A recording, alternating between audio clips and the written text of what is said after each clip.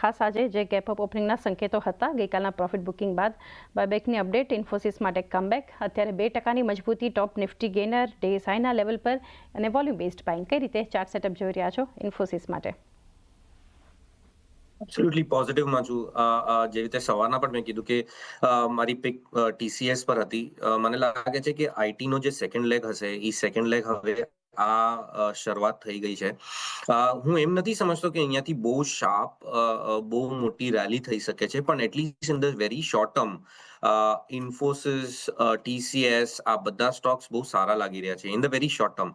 અને ઇન્ફોસિસમાં અગર તમે જુઓ તો 200 daily exponential moving average around 1600ની આસપાસ છે.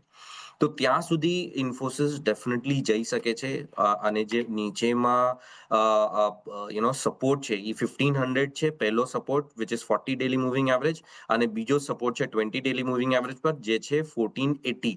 હવે આ બે સપોર્ટને ધ્યાનમાં રાખી અને ઉપરમાં મને લાગે છે કે ટ્રેલ કરીને આ સ્ટોકને ચાલવું 1600 સુધી મને લાગે છે કે ઇન્ફોસિસ જઈ શકે છે. 1600 સુધી એક લેવલ્સ બતાવી શકે છે ઇન્ફોસિસ માટેનો એક વ્યૂ બનતો જોઈ રહ્યા છે. ટાટા મોટર્સ, રુચિત, અત્યારે 1%ની ખરીદદારી સ્ટોક બતાવી રહ્યું છે. કઈ રીતે સેટઅપ જોઈ રહ્યા છો અહીંયાથી? ટાટા મોટર્સ અત્યારે ડે હાઈના લેવલ પર છે ઇનફેક્ટ. ઓવરઓલ ઓલરેડી સ્ટોક એક સારું કરેક્ટિવ ફેઝ કે મોટું અંડર પરફોર્મન્સનો બીજા ઓટો સ્ટોક્સથી બતાડે છે, પણ અત્યારે થોડાક સાઇન્સ છે કે અહીંયાનો ડાઉનસાઇડ પ્રાઇસ વાઇઝ લિમિટેડ લાગી રહી છે સ્ટોક માટે. કેમ કે તમે જોશો તો જે રિસન્ટ લો સ્ટોકમાં એપ્રિલ મહિનામાં બનાવ્યા હતા 530ના, એની બાદનું જે નેક્સ્ટ કરેક્શન આવ્યું હતું જુલાઈ મહિનામાં 680ના લો બનાવીને એક હાયર બોટમના ફોર્મેશન સ્ટોકમાં થયા છે. તો યુઝ્યુઅલી હાયર બોટમના ફોર્મેશન થયા એનું તાત્પર્ય એ છે કે સ્ટોકમાં સેલિંગ પ્રેશર સ્ટોકમાં હમણાં ઓછું થઈ ગયું છે. તમારા હિસાબે જો અગર પોઝિશનલ ટ્રેડર્સ હોય કે જેની થોડાક પોઝિશનલ બેસિસ ઉપર ઓટો સ્પેસ એમ પણ એક સારી તેજી કરી રહી છે, તો અહીંયા કેચઅપ મૂવ ટાટા મોટર્સમાં એક્સપેક્ટ કરી શકે છે. તો કરંટ લેવલ્સ ઉપર સ્ટોકમાં ખરીદારી કરી શકાય છે.